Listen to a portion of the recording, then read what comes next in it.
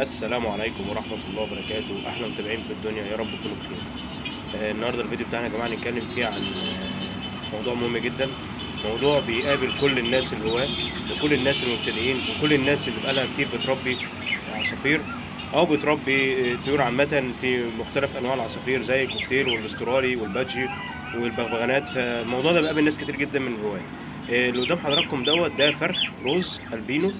الفرخ ده وكان خلاص كلها يعني ايام معدوده باذن الرحمن، وكان هيتفطم. يعني هو خلاص اصلا واخد يعني يعتبر خلاص في مرحله الفطام اهوت.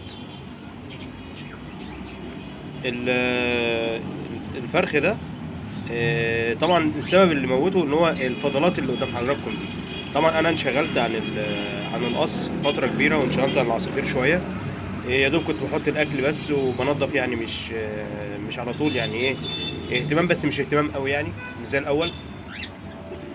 فحصل طبعا ان لقيت في فروخ كتير وقعت مني، والله يا جماعه بمعدل كل يوم يموت مني فرخ، ومعدل كل يوم يموت مني فرخ. وطبعا اخش البلكونه عندي، اكل في العصافير بتاعتي وابص عليهم الاقي كل يوم فرخ يموت، كل يوم فرخ يموت، لدرجه ان انا قلت في ايه، يعني مش فاهم ايه اللي بيحصل. فطبعا ببص على الفضلات بتاعت العصافير، مفيش مشاكل فيها، يعني مفيش سالمونيلا، مفيش كوكسيديا، مفيش كوليستيريديا، مفيش اي حاجه تبين ان العصفور مات من مرض، يعني العصفور ميت موته طبيعيه. طب ايه السبب؟ السبب ان هو ان الجو اليومين دول مش مظبوط، الجو شويه ساقع وشويه حر. فطبعا ده من اكثر الاسباب اللي بتخلي الفروخ عندك تموت. وممكن يجي موجة حارة قوي ويكون عندك فروخ كتير، فتبص تلاقي العصافير عندك جالها إجهاد حراري وماتت. فالفرخ دوت انا على ما اظن ان هو جاله إجهاد حراري، لان هو ميت، ما فيهوش اي حاجه فيه، ما فيش فيه اسهال. الفرخ قدام حضراتكم اهوت سليم، ما فيهوش اي حاجه، ومش مضروب كمان. يعني لو كان مثلا القص ضربه، زي ما حضراتكم عارفين ان الرز لما بيجي يتبيض او الانثى تيجي تبيض في مرحله الفطام، لازم تكون مخلي بالك ولازم تكون مركز قوي، لان ممكن الام تفترس الفروخ بتاعتها. برضو من الاسباب التانية ان ممكن برضو يعني تكون الام بتبيض او الام بتحضر البيض، فمش عايزه الفروخ تبقى في العيش فبتخرجهم من العيش. ممكن خبطه او اتنين تتخبط الفروخ في اماكن معينه زي الراس. خبطه الراس هنا، لو الزغلول خد خبطه في نص راسه من فوق هنا كده، او في ظهره من النص هنا كده، او في بطنه، الخبطه دي بتموت الفرخ معاك على طول. يعني لان الروز حامي، الروز خبطه بتاعته غير خبطه الاسترالي او عضه الكوكتيل او عضه اي عصفور تاني. عضه الروز قويه جدا، لانه عصفور اصلا زي ما حضراتكم شايفين المنقار بتاعه قوي. حتى لو في مطار عندك وسايب الفروخ مع بعض، العصافير بتعور بعض وبتضرب بعض. انا عندي حتى في المطارات عندي بحاول ان انا افصل بدري بدري، بحيث ان ايه ما يحصلش معارك او يحصل اي حاجه للعصافير، لان المطار عندي مش كبير، فالعصافير ممكن تضرب بعض فيه. عندي برضو هنا الفرخ دوت. يعني انا ببص النهارده في العش، لقيت الفرخ ده مش مظبوط كده ومش متزن الصبح ومش طبيعي. فقلت هو في ايه، الفرخ ده مش طبيعي. فما بصيتش طبعا على الفضلات، رجعت من الشغل لقيته زي ما حضراتكم شايفين كده ايه، ميت. ببص لما جيت خرجت الدرج لقيت الفضلات كتير جدا، ولقيت قلت ممكن يكون هو كلم الفضلات اللي موجوده قدامه دي، او عمل اي حاجه فيها يعني عملت معاه مشكله، او هو اجهاد حراري لان كان معاه فروخ، الفروخ دي مثلا كتموا بعض او حاجه زي كده. ايه بقى علاج المشكله ده يا جماعه، وايه اللي احنا نقدر نعمله عشان نعالج المشكله دي وما نوصلش للمرحله دي؟ بص، هو في الاول وفي الاخر الطيور رزق. واحنا بنزعل على طيورنا، انا بصراحه بزعل جامد والله، لان انا يعني دي روح، ولما يعني بتموت انا بزعل وبتضايق، وهو ماليش نصيب فيها، وربنا يأجرنا خيرا ويخلفنا خيرا منها. بس المشكله في حاجه بقى، ان الواحد يعني ده عشان يكبر بالحجم ده كده بياخد منك وقت، وبياخد منك مجهود كبير جدا، وبياخد منك اكل كتير وفيتامينات كتير، ويعني بيكلفك عشان يوصل العصفور للمرحله اللي حضرتك شايفها دي. بياخد وقت منك كبير جدا، وبيكلفك اكل وشرب وعلاج طبعا هو واخواته.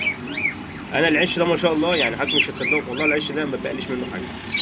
يعني العش ده كان الحمد لله ان ده كانت مطلعه، وده كان اخر واحد فيهم وخلاص، يعني ماليش نصيب فيه. ربنا يقدرنا خيرا ويخلفنا خيرا منه.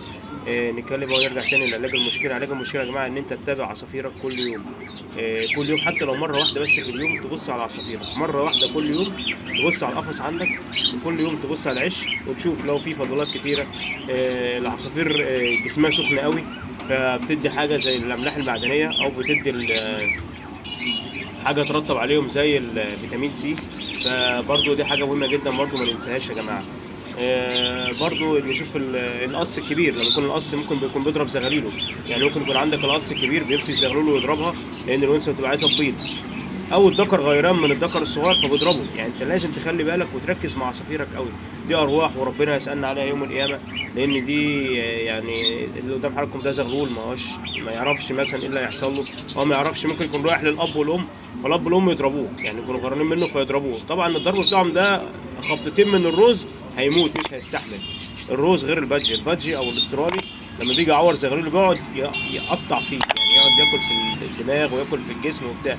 غير ده بيشد اللحم، لان ده عضته قويه جدا. ويعني حتى لو انت مسكت عصفور روز هتلاقي عضته قريبه من عضه الكوكتيل. يعني انا حبيب قلبي، انا حبيت اوصل لكم بس رساله ان الناس كلها تحافظ على طيورها. ولو عندك طيور فرخه او عندك عصافير مطلعه، يا ريت يا جماعه كلنا نركز في العشوش ونبص على العشوش بتاعتنا ونعرف ايه المشكله ونوصل لحل باسرع وقت. ما نسيبش الطيور لحد ما يوصل للمرحله دي. انا يعني انا تكاسلت، مش هكدب عليكم، تكاسلت. يعني الشغل لهاني شويه عن الطيور بتاعتي، بقيت يا دوب احط الاكل واروح شغلي وبتاع. دي مش صح. لا، انا طيوري كل يوم المفروض كنت ابص عليها واركز واشوف ايه المشكله وايه سبب المشكله واحاول احلها بسرعه. ودي حاجه برضه عشان افيدكم بيها. يا رب الفيديو يكون عجب حضراتكم. ولو حد عنده اي استفسار يبعت لي في التعليقات، وانا ان شاء الله باذن الرحمن هرد عليه. لو الفيديو عجب حضراتكم يا ريت ما تنسوناش باللايك، ويا ريت ما تنسوناش يا جماعه اللي مش مشتركين في القناه يشتركوا، عشان باذن الله نحاول نعمل لكم سلسله فيديوهات عن اسباب موت الفروخ وايه هو، وازاي نطلع ان شاء الله بموسم كويس. هو الموسم ده غالبا معظم اللي هو اصحابي وزمايلي بيشتكوا من الموسم دوت بسبب تغيرات الجو، وبسبب يعني الطيور فيها حاجه مش مظبوطه، ممكن يكون في فيروس في الجو، في حاجه مش طبيعيه، فمعظم الفروخ بتموت. فبرضه يعني معظم الموسم ده، يعني معظم زملائي في التربيه بيشتكوا من الموسم، يعني بيشتكوا من الموسم دوت مش زي كل موسم. وفي الاول وفي الاخر نرجع نقول الحمد لله وقدر الله ما شاء فعل، وده رزق ولازم نرضى بطيورنا. وان شاء الله الفيديو الجاي باذن الله استنونا نعمل لكم فيديو جميل لعيونكم حلوه. دمتم في رعايه الله وحفظه وامنه، والسلام عليكم ورحمه الله وبركاته.